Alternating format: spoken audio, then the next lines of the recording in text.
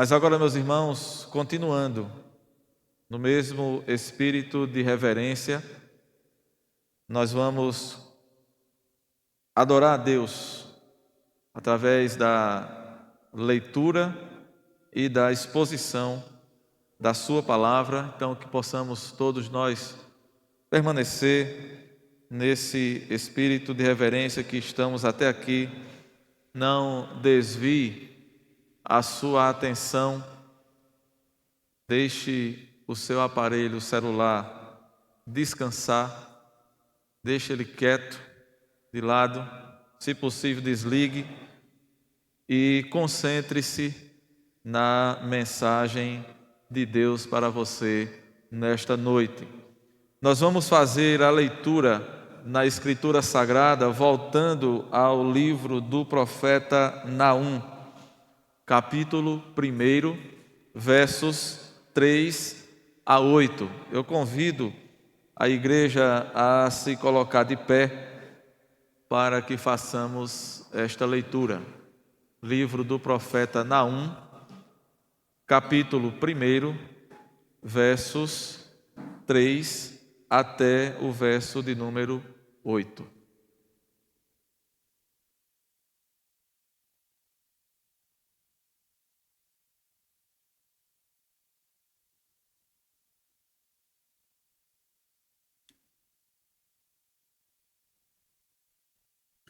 Leiamos, meus irmãos, o que nos diz a santa palavra do nosso Deus.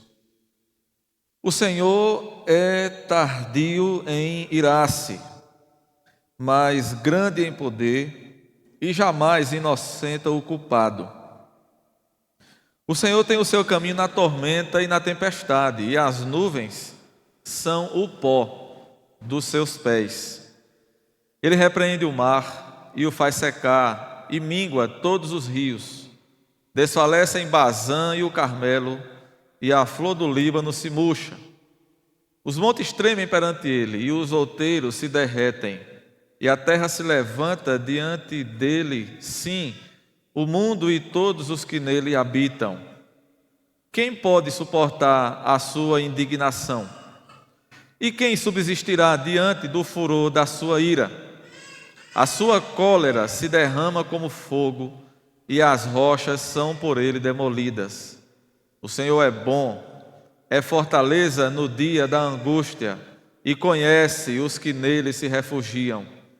Mas com inundação transbordante, acabará de uma vez com o lugar desta cidade. Com trevas perseguirá o Senhor os seus inimigos. Que Ele, o nosso Deus, aplique esta palavra em nossos corações. Vamos orar, meus irmãos. Santo Deus, Pai eterno, Deus bondoso, Deus de eterna misericórdia, bondade, sabedoria.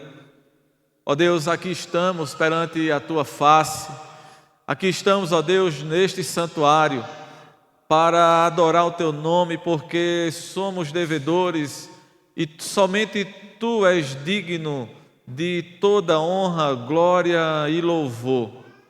Aqui estamos, ó Deus, agradecidos pela salvação que Tu nos deste. Aqui estamos, ó Senhor, agradecidos por este privilégio de poder nos ajuntar como Teu povo, de louvar o Teu nome, cantar louvores, ler a Tua palavra, falar com o Senhor, como estamos agora fazendo. E somos-te gratos, ó Deus, porque Tu nos dás o privilégio de ouvir a Tua voz. Ó Deus, ajuda-nos, abençoa esta igreja. Fala, Senhor, a cada coração nesta noite. Que a Tua palavra, ela seja, como ela mesma diz, uma espada de dois gumes, que penetra, que vai ao mais íntimo do ser, e que desvenda todos os mistérios e segredos do coração. Desvenda, Senhor, os nossos olhos para que nós possamos contemplar as maravilhas desta palavra bendita. Abençoa a Tua igreja, Senhor. Tem misericórdia dos irmãos que aqui se encontram, daqueles que assistem essa transmissão, Tem misericórdia dos irmãos que estão doentes, dos que se recuperam de cirurgia, dos que estão impedidos de comparecer à tua casa por problemas de saúde. Cura, Senhor, a enfermidade do teu povo. Também te rogamos pelos fracos, doentes, espirituais. Anima os que estão desanimados e fortalece os que estão fracos. E que a tua igreja, Senhor, ela cresça cada dia mais em graça, em conhecimento e também em número para a glória do teu nome. Nós agradecemos por tudo. Agradecemos a Deus por esse trabalho maravilhoso que tivemos com as crianças, a EBF. Continua abençoando esta igreja, continua abençoando cada trabalhador, continua, Senhor, abençoando aquelas crianças e que a semente plantada, ela venha a dar o seu fruto no devido tempo. É o que nós te pedimos e te agradecemos em nome de Jesus. Amém. Podem assentar, meus irmãos.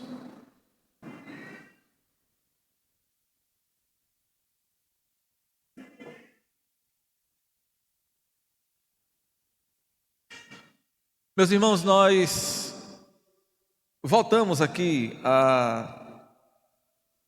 ao texto do profeta Naum, a profecia de Naum. Nós já vimos que trata-se de uma palavra de juízo contra a cidade de Nínive. E aqui, meus irmãos, nós estamos diante desse texto sagrado, a palavra de Deus, o qual nos fala sobre a ira de Deus e a sua bondade. Meus irmãos, nós devemos nos alegrar, porque quando a Bíblia fala na ira de Deus, ela não fala somente da ira. Ela fala também da bondade, do amor, da graça, da misericórdia. Nós devemos nos alegrar, meus irmãos, porque ao mesmo tempo em que o mundo jaz no maligno, como nos diz essa mesma palavra, e quando nós estamos vendo tantas coisas difíceis de ver, tanto sofrimento, tanta rebeldia, homens que não temem a Deus, homens que exercem poder, homens que exercem autoridade, praticando males. E quantas vezes, irmãos, nós nos sentimos impotentes e a gente fica olhando certas situações e a gente diz assim: quem pode dar jeito? Quem pode fazer alguma coisa? E quantas vezes nós nos sentimos impotentes, incapazes? Irmãos, nós estamos diante de um texto que nos mostra essa realidade. Aquele povo, o povo de Nínive, era um povo poderoso, um povo mau, cruel e implacável. Humanamente falando, parecia impossível que alguém pudesse pôr um fim naquela tirania que era exercida por aquele povo de Nínive. Mas Deus, o Criador de todas as coisas, o Redentor de Israel, o Deus Todo-Poderoso, Ele está acima de todas essas coisas, meus irmãos. E quando parecia que ninguém podia dar jeito naquele povo, surge então a palavra de Deus, a profecia de Naum, trazendo uma palavra de Deus, mostrando que Deus é poderoso para destruir qualquer fortaleza, qualquer império, qualquer força, qualquer autoridade. Esse texto nos mostra, meus irmãos, que enquanto uma pessoa, uma cidade ou uma nação inteira continuar carregando a carga da sua própria culpa, enquanto alguém continuar em seu pecado, não estará isento do castigo de Deus. Observe o texto. O profeta começa no versículo 3 dizendo: o Senhor é tardio em irar-se. Meus irmãos, quando Nínive estava enchendo o cálice da sua transgressão diante de Deus, o que foi que Deus fez? Ele enviou o profeta Jonas primeiro. Observe, meus irmãos, isso é porque o Senhor é tardio em irar-se. Muita gente olha e diz assim: mas tanto mal que acontece, Deus não vai punir. Deus não está fazendo nada. Tem muita gente, inclusive, irmãos, gente que diz que é crente, que diz assim: Deus não interfere. Existe um pensamento que é chamado de teísmo aberto. Esse pensamento, ele diz que Deus criou todas as coisas, mas que Ele não governa, Ele não se envolve, Ele não toma mais parte no desenvolvimento da criação. Na prática, é como alguém que criou um relógio e deixou ele funcionando sozinho. Então, quem defende, quem é adepto dessa ideia, diz que Deus não está governando nada. Alguns até chegam a dizer que Deus sequer conhece o futuro. Alguns dizem: não, Deus conhece o futuro porque Ele já sabe de todas as coisas, mas Ele não interfere em nada. Tudo acontece por conta própria. Deus apenas sabe o que vai acontecer. E outros dizem assim: não, Deus ele nem sabe o que vai acontecer. Mas, irmãos, esse não é o Deus da Bíblia. Não é isso que a Escritura nos ensina.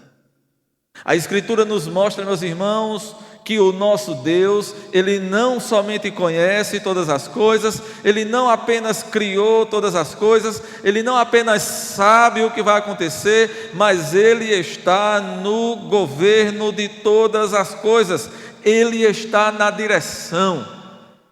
Esse mundo é como um grande ônibus que está sendo dirigido e parece que ele está desgovernado, parece que faltou freio, parece que não tem mais motorista, parece que está assim ao léu. Imagine um avião que ficou sem o piloto. Mas o nosso Deus, Ele não perdeu os rumos do mundo, Ele governa.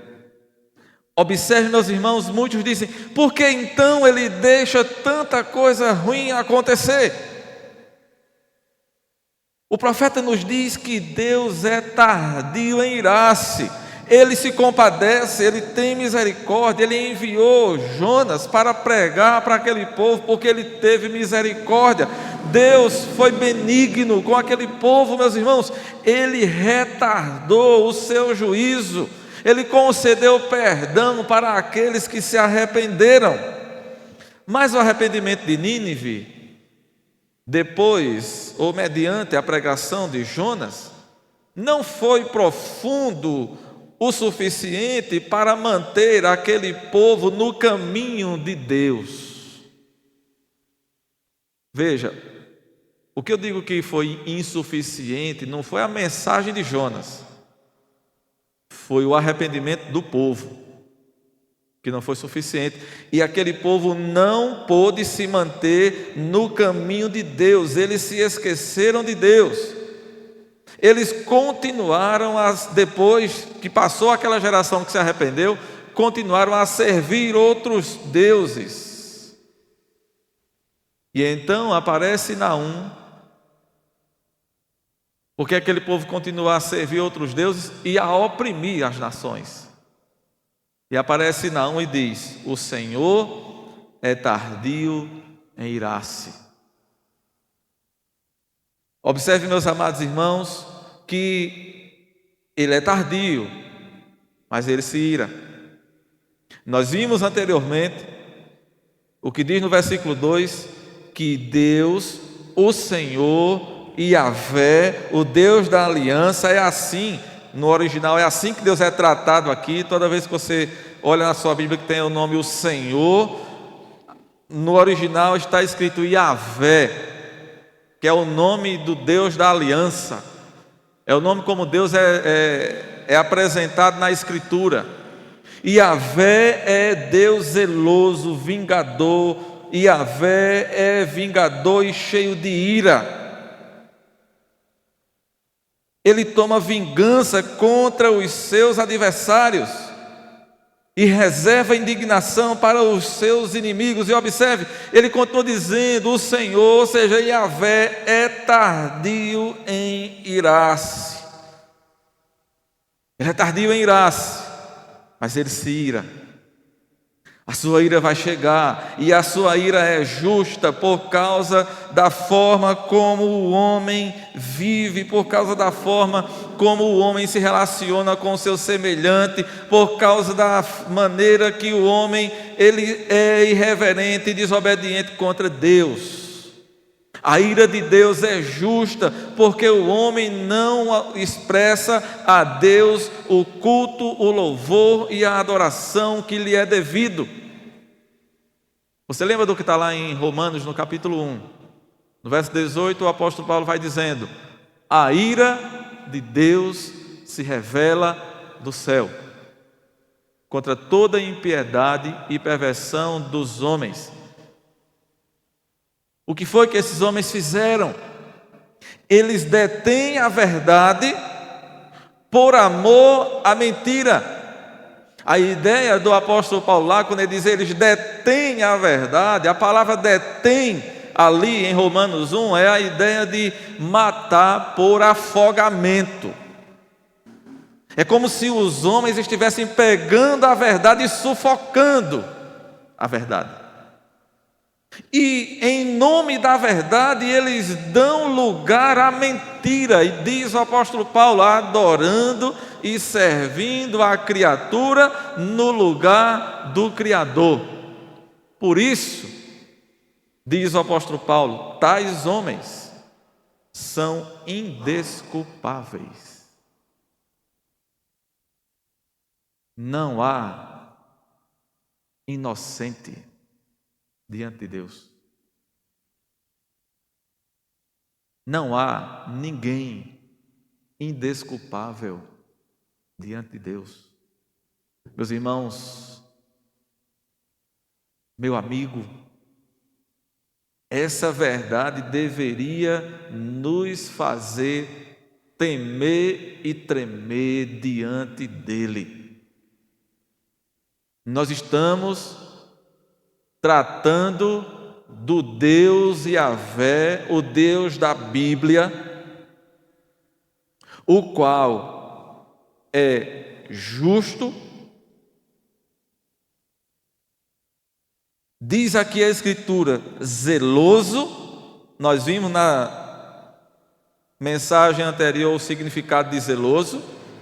Se Deus é cuidadoso, Ele é ciumento com seu povo, Ele ama a sua glória, e nós estamos diante de um Deus que é vingador e cheio de ira. E alguém pode dizer, meu Deus, calma. O texto também nos fala da bondade de Deus. Mas, irmãos, nós precisamos temer e tremer diante disso. Por que é que tem tanta gente se comportando com irreverência diante de Deus hoje? Por que é que tem tanta gente vivendo como se Deus não existisse? E dizendo que é crente? Porque, meus irmãos, É claro que a gente hoje em dia vê muita irreverência naquilo que se chama de culto a Deus. Mas não pense que só há irreverência no culto, não. Porque dizer que é crente, dizer que é um salvo e viver lá fora como se não fosse, isso é irreverência diante de Deus. Isso é impiedade. Isso é sufocar a verdade e dar lugar à mentira. Então nós precisamos tremer diante disso e temer a Deus. Observe, irmãos, ele diz mais. Ele diz que o Senhor é tardio em irar-se, mas grande em poder. Observe, jamais inocenta o culpado.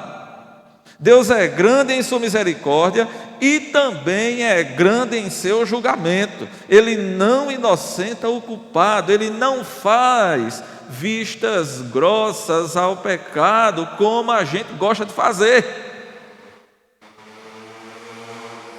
Quando o cálice da ira de Deus transborda, sai da frente. Quando o cálice da ira de Deus transbordar, o culpado será apanhado e julgado, e o julgamento de Deus é severo. A vingança de Deus vem sobre o culpado de forma repentina, de forma misteriosa muitas vezes e de forma terrível. Horrenda coisa é cair nas mãos do Deus vivo. O provérbio vai nos dizer que aquele que muitas vezes é alertado do seu pecado e não se arrepende, será repentinamente destruído. Meus amados, se a gente não treme com um negócio desse, das duas uma, ou é porque a gente não entendeu nada, ou é porque a gente não acredita na Bíblia. Ele diz que Deus é inescapável. Veja ainda o versículo 3, ele diz: o Senhor tem o seu caminho na tormenta e na tempestade, e as nuvens são o pó de seus pés. É impossível, meus amados, escapar daquele que faz da tormenta e da tempestade o caminho para exercer o seu juízo.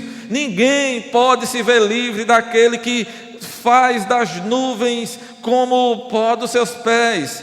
Isso aqui, meus irmãos, é uma figura do grandioso poder de Deus. Ele é um guerreiro invencível. É isso que o profeta está dizendo aqui. Ele é mais poderoso do que qualquer exército que possa existir na face da terra. E observe o que diz o verso 4: ele repreende o mar, faz secar o mar, ele mingua todos os rios, desfalecem Bazã e o Carmelo, e a flor do Líbano se murcha. Os montes tremem perante ele e os outeiros se derretem, e a terra se levanta diante dele, sim, o mundo e todos os que nele habitam. Observe, meus irmãos, diante da manifestação do juízo de Deus, até a natureza estremece e se derrete, ela se desintegra. O que ele está dizendo aqui nesse texto é que Deus manifesta o seu maravilhoso poder no turbilhão da tempestade, na seca, nos terremotos e em vários outros exemplos da sua ação sobre a natureza, como ele apresenta aqui. Observe, meus irmãos, Deus é aquele que domina sobre as nações e também controla a natureza. Ele é o Criador de todas as coisas, por isso tudo está sujeito a Ele. Sua ordem, ela manda e a natureza obedece. Ele está nos dizendo que debaixo da ordem de Deus o mar seca. Debaixo da sua ordem os rios se encolhem, os rios secam. Diante dele os montes desfalecem. A beleza da flor do Líbano, o verdume de Bazã, e do Carmelo. Veja, irmãos, o Líbano, Bazã e o Carmelo, na Bíblia, guarde isso aí para você entender, na Bíblia representam fartura. Por exemplo, Amós, ele diz, vacas de Bazã. Isso era uma expressão muito comum na época do Antigo Testamento, porque Bazã era uma região, e ainda existe até hoje essa região, né? Uma região muito fértil e uma região onde se praticava o cultivo do gado. E o gado de Bazã era conhecido como um gado muito gordo, muito forte. Por quê? Porque era um vale muito fértil. A flor do Líbano, o Líbano era conhecido como um lugar muito fértil. Então, observe, meus irmãos, ele está dizendo que tudo isso se acaba. A fartura de Bazã, do Carmelo, do Líbano, tudo isso se acaba, seca e murcha. Na presença dele, os montes tremem e os outeiros se derretem. Os outeiros, na linguagem bíblica, guarde isso também aí. Na linguagem bíblica, os outeiros é uma referência àqueles montes altos onde as pessoas iam para fazer suas orações, para adorar seus deuses. Tem gente que faz isso hoje ainda, né? Ou vai orar no monte. É o outeiro. O que é que Naum está ensinando aqui? O que é que ele está nos mostrando aqui? Os outeiros se derretem. Os montes se estremecem. O que é que ele está dizendo, irmãos? Não há nada que possa resistir ao poder de Deus. Não há nada que possa subsistir perante a sua ira. Os fundamentos da própria terra reagem diante de Deus. Salmo 46 é um salmo muito conhecido nosso, mas é de uma mensagem tão grandiosa. Observe o Salmo 46. Ele diz: Deus é o nosso refúgio e fortaleza, socorro bem presente nas tribulações, portanto não temeremos. Ainda que a terra se transtorne, que os montes se abalem no seio dos mares, ainda que as águas tumultuem e espumejem, e na sua fúria os montes se estremeçam. Ele está dizendo, diante de Deus, nada disso tem valor, porque Deus é o nosso refúgio e a nossa fortaleza. Observe, meus irmãos, Deus, Ele mostra o seu poder, Ele mostra a sua glória na criação. Enquanto eu estava estudando isso aqui, irmãos, eu fiquei pensando, meu Deus, como nós estamos perdendo a riqueza que é na nossa vida contemplar a grandeza de Deus, o poder de Deus na criação. A gente não para mais, a gente corre muito, a gente está sem tempo. A gente não para mais para contemplar a grandeza de Deus, para contemplar a beleza de Deus, para contemplar as obras de Deus, a criação de Deus, irmãos. Como seria bom se nós nos lembrássemos disso e nós parássemos para contemplar o Senhor na sua grandeza, na sua criação. Como seria bom se nós pudéssemos voltar, àquela prática que os antigos faziam isso, de olhar, ver um dia de sol, ver um dia de chuva, um dia nublado, ver a criação de Deus, olhar os montes, as campinas, as árvores, as rochas, os rios, as cachoeiras, a beleza do mar, e nós podermos nos lembrar do nosso Deus e do seu poder, meus irmãos. Quem é esse Deus que fez todas essas coisas? É o mesmo Deus que sustenta todas elas, mas é o mesmo Deus que, mediante o seu poder, todas essas coisas são como nada. São como nada.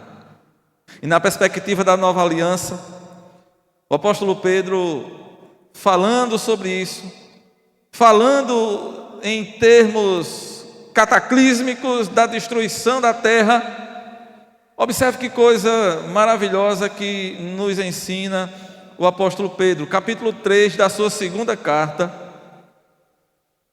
2 Pedro capítulo 3, olhe na sua Bíblia.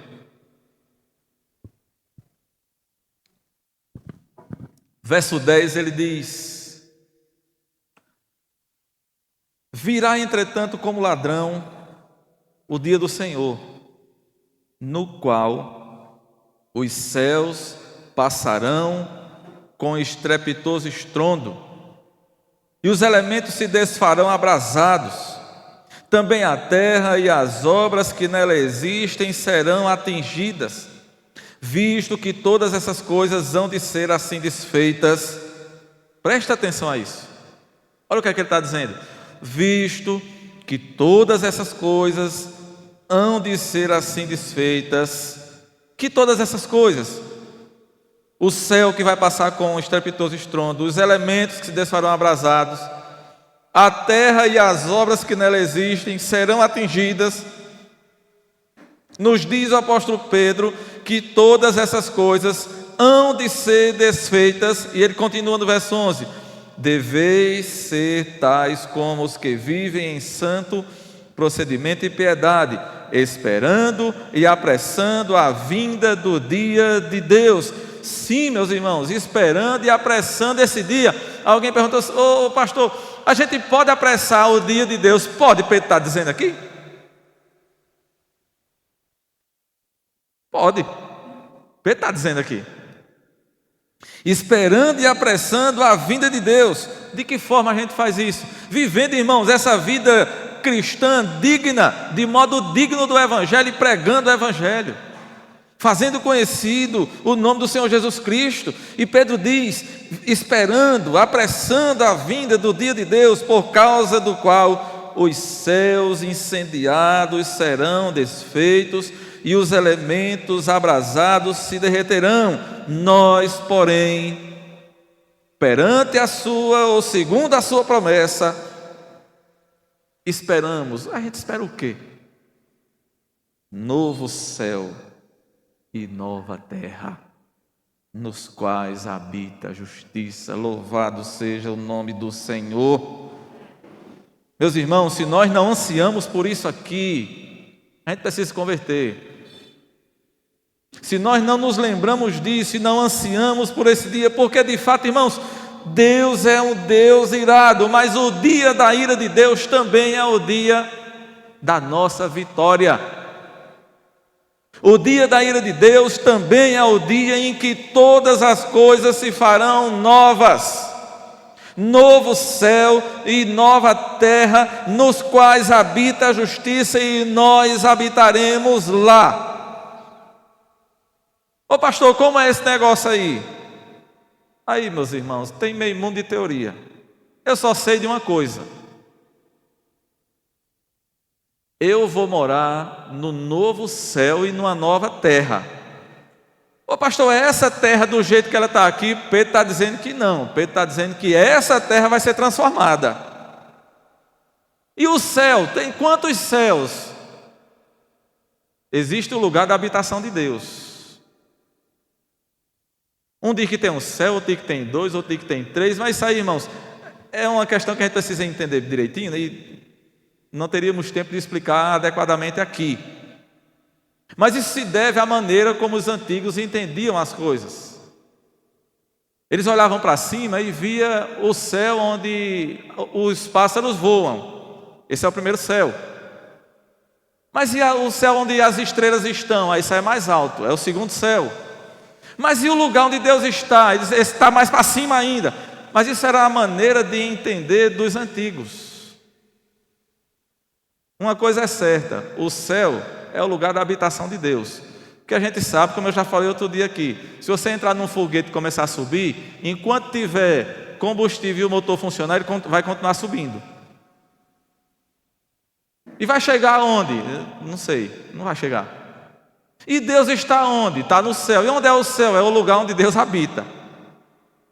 E nós vamos para onde? Para o novo céu e nova terra. Essa é a nossa morada final. Ô pastor, mas é misturado céu e terra. A Bíblia diz que a Nova Jerusalém desce ataviada e está tudo junto ali. E na eternidade nós habitaremos com Deus. E Deus habita no céu, só que vai ser um céu novo. E nós habitamos na terra, uma terra nova, restaurada. Como? Quando a gente chega lá, a gente sabe. Meus irmãos, se todo mundo pensasse assim, as coisas eram tão mais simples. E a gente brigava menos. Mas esse é o dia da ira de Deus. E é também, meus irmãos, o dia da nossa vitória. Porque observe, irmãos, ele diz no verso 6: quem pode suportar a sua indignação? Voltando para Naum, quem é que pode suportar a sua indignação? Quem subsistirá diante do furor da sua ira? A sua cólera se derrama como fogo e as rochas são por ele demolidas. O Senhor é bom, é fortaleza no dia da angústia e conhece os que nele se refugiam. Mas com inundação transbordante acabará de uma vez com o lugar desta cidade. Com trevas perseguirá o Senhor e seus inimigos. Veja, irmãos, a ira de Deus vem sobre os seus inimigos, mas a sua bondade protege o seu povo. É motivo de alegria, irmãos. A gente pode dizer amém. A gente pode dizer aleluia, a gente pode dar glória a Deus por isso, porque se nós estamos falando que Deus é um Deus irado e não é a palavra do pastor, é a palavra da Bíblia, da palavra de Deus, essa mesma palavra, essa mesma Bíblia, a mesma palavra de Deus nos diz que o Senhor é bom, é fortaleza no dia da angústia e conhece os que nele se refugiam. Mas observe, antes ele disse, a ira de Deus é irresistível. É impossível a um homem resistir à ira de Deus. A gente já viu aqui. E ele continua dizendo no verso 7, no verso 6. Quem é que pode suportar a sua indignação? Quem subsistirá diante do furor da sua ira? A sua cólera se derrama como fogo e as rochas são por ele demolidas.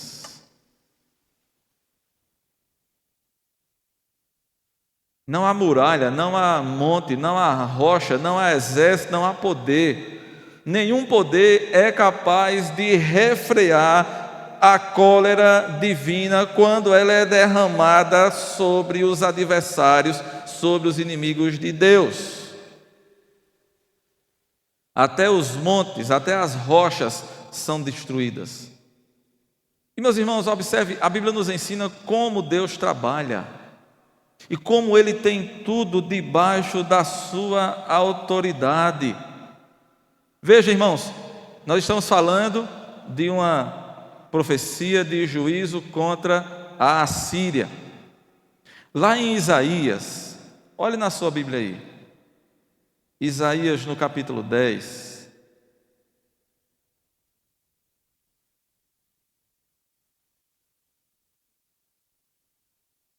Isaías 10 e no versículo 5, a Assíria foi identificada como sendo o cetro da ira de Deus.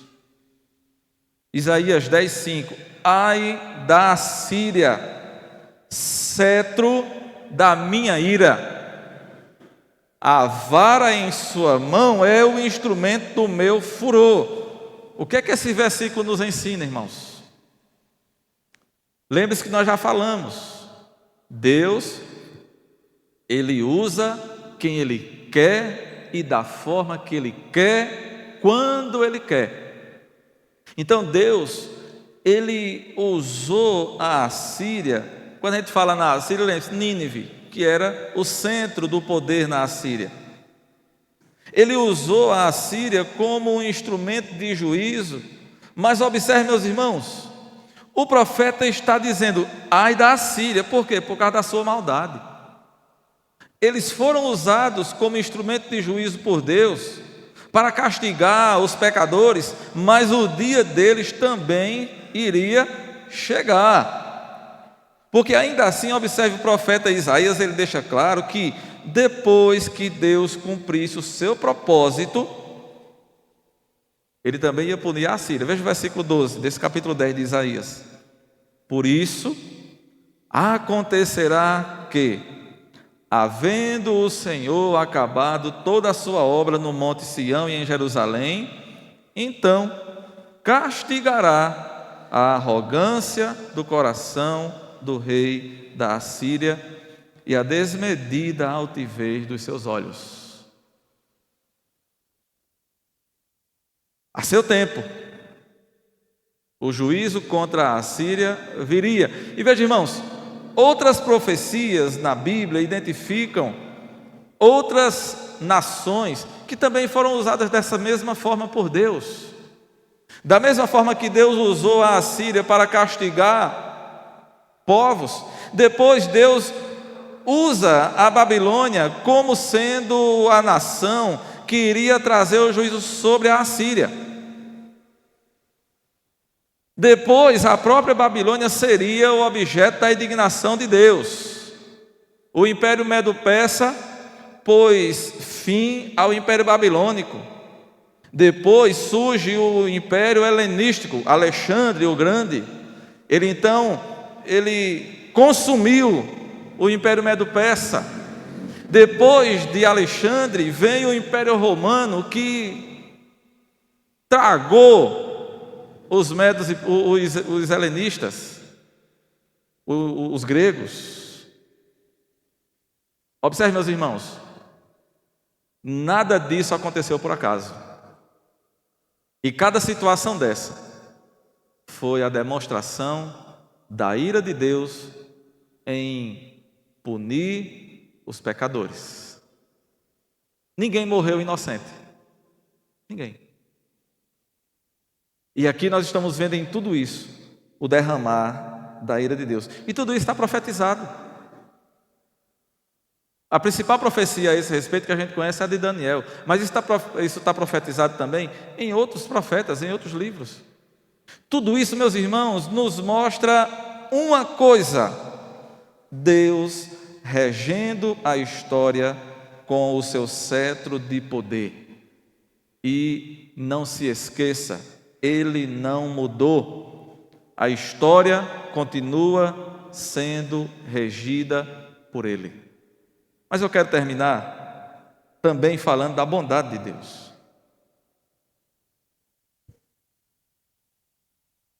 Porque o profeta Naum, ele diz que Deus é bom.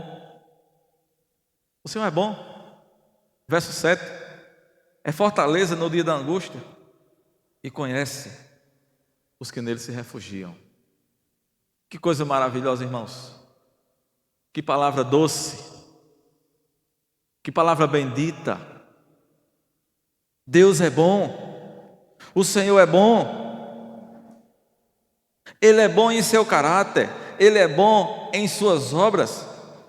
É a sua bondade que nos conduz ao arrependimento. É a sua bondade, meus irmãos, que nos oferece de graça a sua graça. É porque Deus é bom. É porque Deus é bom, meus irmãos, que Ele nos dá o que nós não merecemos. É pela sua bondade que Ele nos deu Jesus. O melhor de Deus, tem gente dizendo assim, o melhor de Deus está por vir. Eu estou esperando o melhor de Deus, Deus vai me dar o melhor. Ele já deu.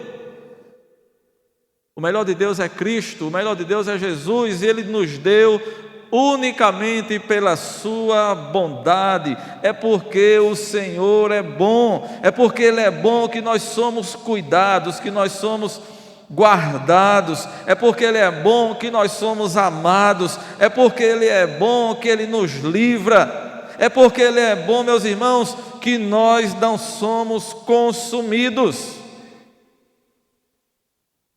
Agora é importante lembrar uma coisa: o Senhor é bom, Ele é fortaleza no dia da angústia. Para quem? Para os que nele se refugiam. Se você anda distante de Deus, Se você não se importa com Deus, se você não obedece a Deus, você está no outro grupo, naqueles que vão sofrer a ira. E o dia da ira é dia de destruição. A grande questão é de que lado você está. Você está do lado da ira ou do lado da graça? Você é o alvo da ira de Deus ou da sua bondade? O Senhor é bom, Ele é fortaleza. E Ele é fortaleza no dia da angústia. Para quem? Para aqueles que nele se refugiam. Salmo 34, texto muito conhecido. Salmo 34, verso 8. Ó, provai e vede que o Senhor é bom. Bem-aventurado o homem que nele se refugia. Provai e vede. Faça a prova de Deus. Faça a prova dele. Veja que ele é bom. Veja o quanto ele é bom, o quanto ele é bom. Agora observe, irmãos, a Escritura não nos deixa na dúvida. É para aquele que nele se refugia. Ele é fortaleza no dia da angústia. Meus irmãos, é o Senhor que é a nossa fortaleza.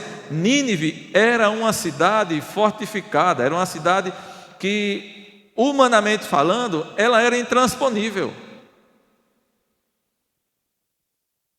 Quando o profeta diz isso, é claro que ele tem em mente a fortaleza de Nínive. O Senhor é fortaleza no dia da angústia. Por que ele nos diz isso, irmãos? Porque observe, não é a fortaleza de Nínive que vai proteger aquele povo da ira de Deus. Deus é a fortaleza. Como diz o Salmo 46, mais uma vez citando o início, Deus é o nosso refúgio e fortaleza. Em outras palavras, nas palavras do reformador Martinho Lutero, Deus é o nosso castelo forte. Acho que eu já falei para os irmãos aqui, né? O hino Castelo Forte foi escrito pelo reformador Martinho Lutero, tendo por base o Salmo 46. Deus é o nosso refúgio e fortaleza. Aí Lutero escreveu: Castelo Forte é o nosso Deus. Ele é a nossa fortaleza. É como nos diz, irmãos, o Salmo 121, elevo os olhos para o monte, de onde me vem o socorro? O meu socorro vem do Senhor. É o Senhor que é o nosso socorro, não é o nosso braço. Os ninivitas, eles confiavam na fortaleza de Nínive, no caráter intransponível daquela cidade. E o profeta está dizendo, não é a fortaleza de Nínive que vai proteger vocês, porque até os montes se derretem diante de Deus. Agora imagine nós, que nem uma fortaleza como a de Nínive nós temos. Por isso nós precisamos nos refugiar em Deus. Ele é fortaleza no dia da angústia. E observe, Ele conhece. Meus irmãos, Ele conhece. Nós falávamos hoje pela manhã, na escola dominical, que o boi conhece o seu dono. E Jesus disse: as minhas ovelhas ouvem a minha voz, elas me conhecem. O animal conhece a voz do dono. Mas tem o outro lado também. Aí esse a gente fala agora de noite, né? A gente falou de manhã no lado de que o animal conhece o seu dono. Mas aqui Deus está nos dizendo: eu conheço os que são meus. Olha o que o profeta diz: o Senhor conhece os que nele se refugiam. O Senhor conhece quem é dele. Ele sabe, meus irmãos. Ele sabe quem pertence a Ele. E esse conhecimento de Deus, irmãos, não é um conhecimento apenas intelectual, é um conhecimento relacional. Deus nos ama e Ele relaciona-se intimamente conosco. Não é aquele Deus que criou todas as coisas e deixou tudo funcionando e está de longe só olhando. Aquele pensamento que eu falei no início da mensagem, o teísmo aberto, é a ideia de um Deus espectador. É um Deus que está lá de cima, feito um eterno Big Brother, né? Só assistindo. Esse não é o nosso Deus. O nosso Deus, irmãos, é o Deus que se relaciona conosco, é o Deus que está perto de nós, é o Deus que chora a nossa dor, que conhece os nossos sofrimentos, que sabe das nossas fraquezas. Como nos diz o autor de Hebreus, e nós estudamos isso quarta-feira, Ele viveu a nossa vida e por isso Ele pode se compadecer de nós, porque Ele conhece a nossa fraqueza. O nosso Deus é o Deus que encarnou, é o Deus que se vestiu da nossa pele, é o Deus que comeu da nossa comida, é o Deus que bebeu a nossa bebida, é o Deus que sofreu o nosso sofrimento. Ele se relaciona conosco, Ele nos conhece. Bendito seja o seu nome, louvado seja o nome do Senhor. Meus irmãos, debaixo das suas asas, nós encontramos proteção. No dia da ira, nós estaremos protegidos. Nós estaremos debaixo do manto da graça de Deus. Estará sobre nós o manto da justiça de Cristo. E quando aquele furor da ira passar, nós estaremos protegidos. Porque Ele é a nossa vitória, Deus é a nossa justiça. Em Cristo Jesus nós fomos justificados diante de Deus e a sua ira não nos atingirá. Maravilha. Agora, meus irmãos, quem sabe você que ainda não tomou uma decisão na sua vida, quem sabe até você já disse, eu sou crente, você ainda está vivendo em desobediência. Quem sabe você que diz assim, mas eu queria ser crente, mas é porque tenho isso, tenho aquilo, meus amigos, minha família, meus costumes, meus vícios. Meu amado, você está esperando para ser apanhado pela ira de Deus?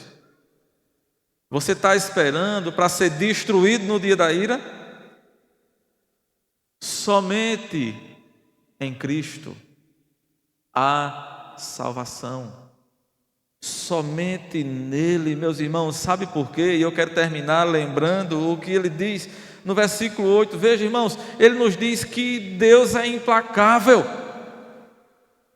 Com inundação transbordante acabará de uma vez com o lugar desta cidade, e com trevas perseguirá o Senhor os seus inimigos. Deixa eu contar uma historinha para você, para a gente terminar. Historinha é maneira de dizer, mas é um fato, algo que de fato aconteceu. Há um historiador grego do século V a.C. que ele registra que em um determinado dia o exército da Babilônia estava sitiando Nínive, havia um cerco ao redor de Nínive. Os ninivitas estavam trancados dentro da cidade, tinha comida, tinha água, e o que era que eles faziam?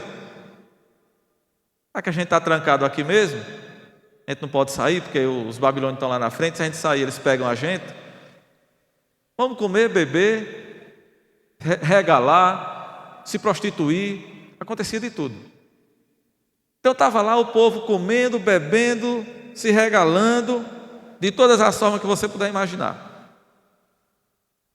E nesse dia, nessa noite, durante essa festa, de bebedeira, Deus enviou uma torrente. E aí a gente não conhece bem como era a situação lá, mas Nínive estava junto do rio Tigre. E Deus enviou uma torrente no rio Tigre, isso é história. Há registro histórico sobre isso.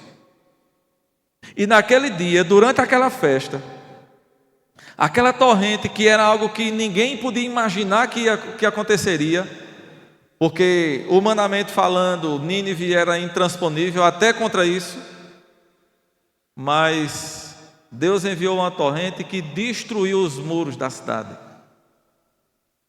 E mediante aquela destruição, coisa que o exército babilônico não podia fazer, Deus fez.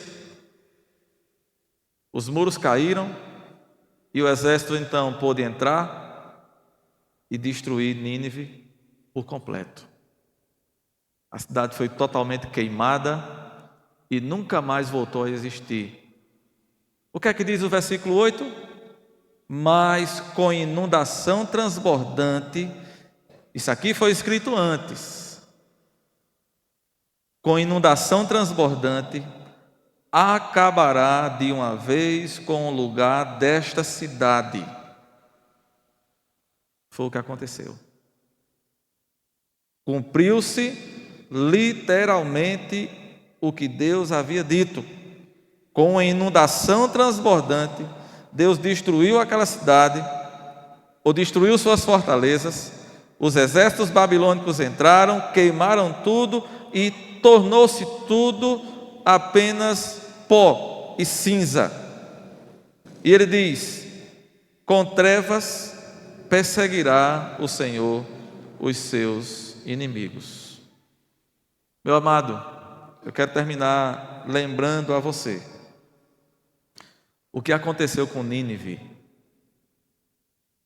É um símbolo do que aguarda todos aqueles que não se refugiam no Senhor.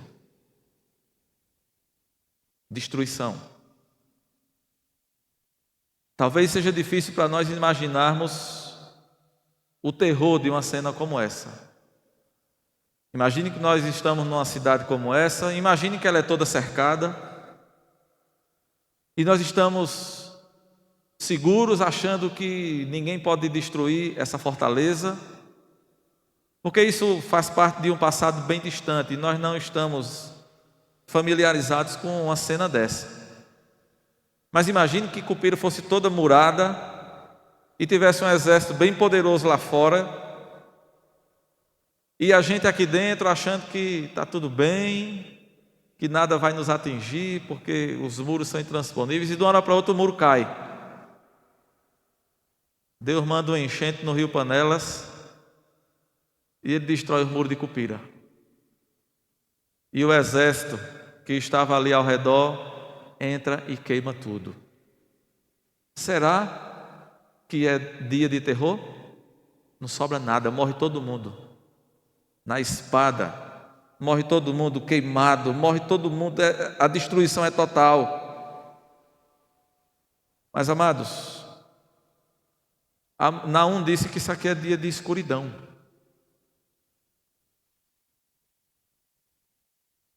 E talvez seja difícil para nós imaginar algo desse tipo, mas ainda assim, eu preciso alertar a você e dizer: